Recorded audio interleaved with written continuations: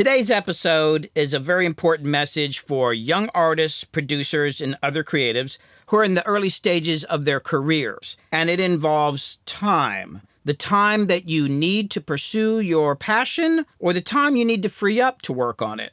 Now, everybody thinks that they don't have enough time in the day to do the things that they want to do. But I'll bet you got more time than you realize if you were just to free yourself from the distractions and all the other crap you don't really need to be doing when you're trying to pursue some important goal. Let me give you an example. If you take 1 hour a day and just dedicate that to your goals, that adds up to just over 15 days over the course of a year. Man, I've done albums in 15 days before, but it's actually a little deeper than that because we're talking about 15 24-hour days, and you're not going to work 24 hours. So let's put it this way. Let's say you took those 15 24-hour days and split them into 10-hour sessions. That ends up being 36 and a half sessions that are 10 hours long.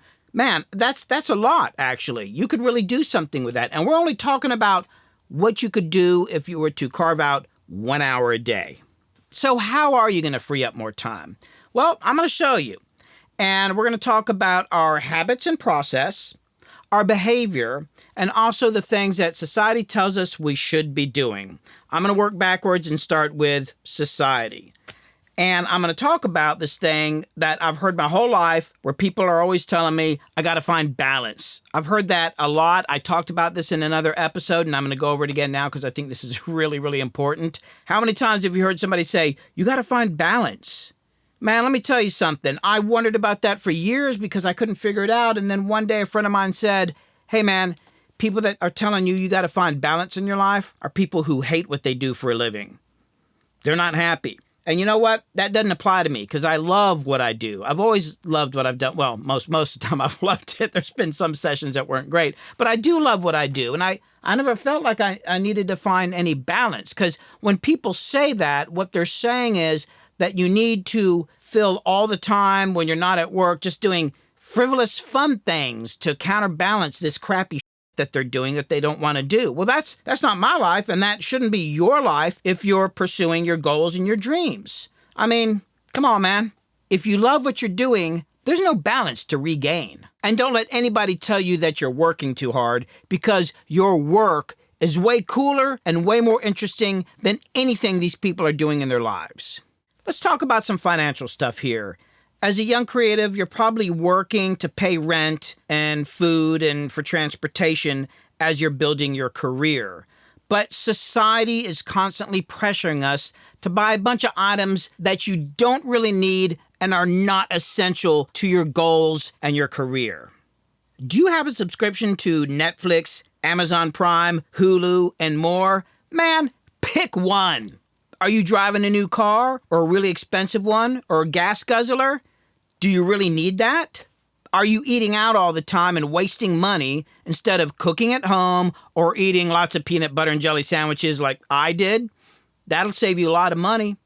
Are you obsessed with having new shoes or the latest in clothing fashion or whatever? I mean, I got to tell you, man, when I was really coming up with my career and I was starting to work with a lot of big names and meeting a lot of new people, I never dressed up. I was wearing 10-year-old cowboy boots that were all beat up and my jeans and my funny little t-shirts. And, at first people looked at me because I wasn't dressing up like everybody else and trying to impress everybody. But you know what? It actually made me stand out because people could tell I didn't give a shit. And you know what? I was saving money and creating time. Every dollar that you spend on these things that are not directly connected to your goals in your career is another dollar that you have to earn at a job, which is going to take up more time and energy, while you could have been spending time doing your thing. So let's talk about our behavior, and I'm going to focus mainly on your social life. Sometimes on the weekend, I see people out partying and having a good time, but I often wonder, what exactly is it that they're celebrating? Or is it just that balance thing? Like, I'm not against a good party once in a while, especially if I got something to celebrate, like I had some victory or something like that. But just to go out partying with a bunch of friends, just as a matter of course, I just think is mostly a waste of time. And why? Well, let me tell you why. And you're not going to want to hear this, but you'll eventually figure this out. And that is, most of your friends are not nearly as good of friends as you think they are. And this is actually a subject of another video I want to dive into, but let me tell you something, and you ain't going to like this either, but your friends will actually be the people that try to hold you back. I mean, to get where you want to get, to achieve your goals, you're going to have to dump most of your friends. But the good thing is, once you get there, you're going to get new friends that actually have something in common with you and will actually understand you. And ask yourself this every single day. Are the things you're choosing to do in your life all headed in the same general direction and with common intent? Or are they lateral steps at opposite or opposing angles to each other? I'm going to get around to explaining how every second counts, but first I want to talk about habits. There are only so many hours in the day, and you need to make every single one of them count. How much time do you spend watching TV? How much time are you spending on the internet surfing or looking at memes? Is everything in your day really important, or are some of them just bad habits? My downfall is watching movies. I'm obsessed with movies, and I find myself spending too much time watching them. I've actually thought about starting another YouTube channel where I just talk about movies, like I got time for that. But the thing I had to give up was video games. I play no video games. And the reason why is because years ago, many years ago, I would start playing Warcraft or this game called Beachhead. Man, I would spend hours on that stuff. Even if I told myself I was just going to do it for a couple hours, it would go on way longer than that. And I just had to quit. I play none of them because if I get into it, that's all I'm going to do. To be really good at something means you're going to be really bad at a bunch of other things or maybe not do them at all. Bottom line is, as a creative, you need to stay focused. You need to be your own boss and make this stuff happen on your own. Nobody's going to do this for you. It's all on you. All creatives have some sort of process in their work, and this is where you can really make minutes and seconds work for you. Creative careers are incredibly competitive, and there's some insanely talented people out there that you're going to be competing with for gigs and projects. How can you beat them? Well, by giving yourself every single advantage you can and making every second count. Let me give you some examples here. First off, make sure that you're returning every phone call, text message, email immediately. Now, don't laugh, because I know some of you know how bad I am at that, but I will tell you, I used to be way worse, and my career turned around when I actually started responding to people quicker. Seems like a simple thing, right? But you'd be surprised how many creative people just put that stuff off for days or weeks.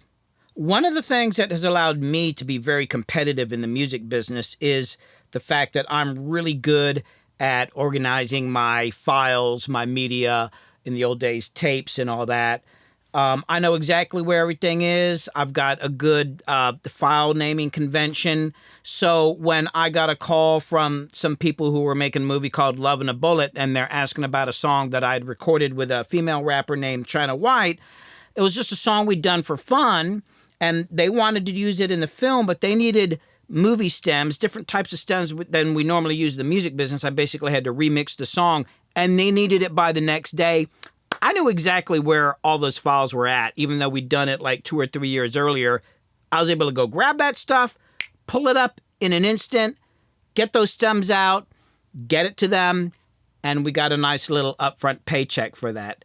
But, you know, sometimes people aren't organized. I've known people who've gotten those kind of calls and couldn't find the files, couldn't make the stems, and usually those kind of calls need to happen really, really quick. For instance, I once got a call about NASCAR. They wanted to use a song I had that I'd co-written with a buddy of mine. I happened to be in LA, but I needed my partner to sign off because I'd not gotten admin rights on the song split. He would have been cool with me signing off on it, but I legally had to get him to sign because I'd not done the admin rights, and I had to have it done by 6 p.m.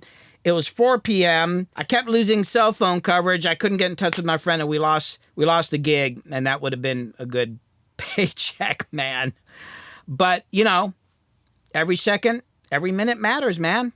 But I got to tell you, with me, I feel like one of the things that's made the biggest difference is the small things, a bunch of little teeny things that I do to make my work a little more efficient. And this is going to seem kind of silly and maybe not that important, but I got to tell you, it all adds up. For instance, I move around a lot. I'm working between this studio and my other studio, and I have to move some of this gear. Every piece of gear in here has a dedicated power cable in and out, of course. They're all very clearly labeled. I actually got them hanging right behind where the piece of gear goes at this studio and the other studio. So when I go back and forth, boom, gear is in, plugged up, ready to go within seconds. Another example would be when I started this YouTube channel, I was spending a lot of time, every time I wanted to film, setting up the lights, making sure the mic was set up right and all that.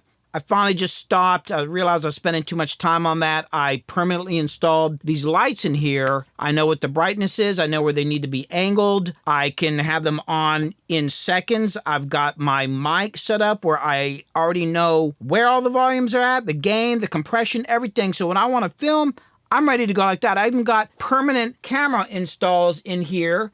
And also at both of my studios, I've got lots of teeny little efficiencies built into it everywhere. All these things, although they seem small, add up over time.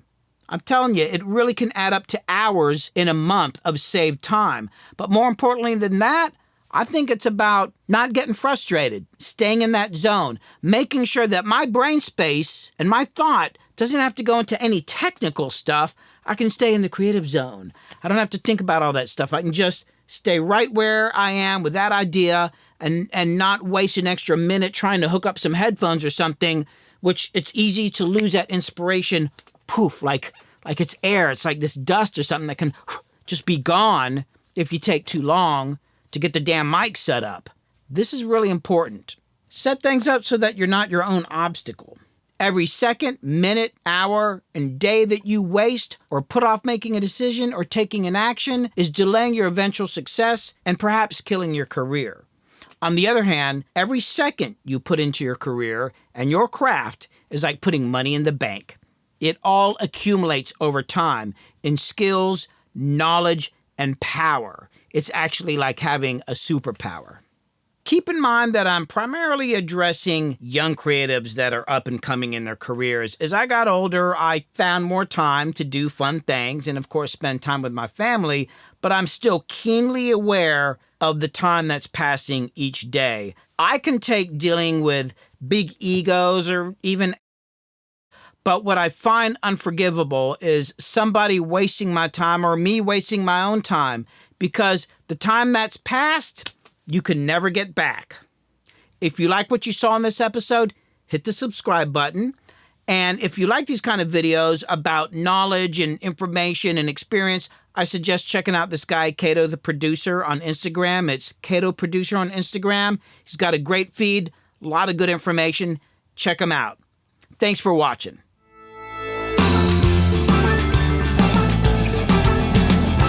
Freaking out with Billy Hume.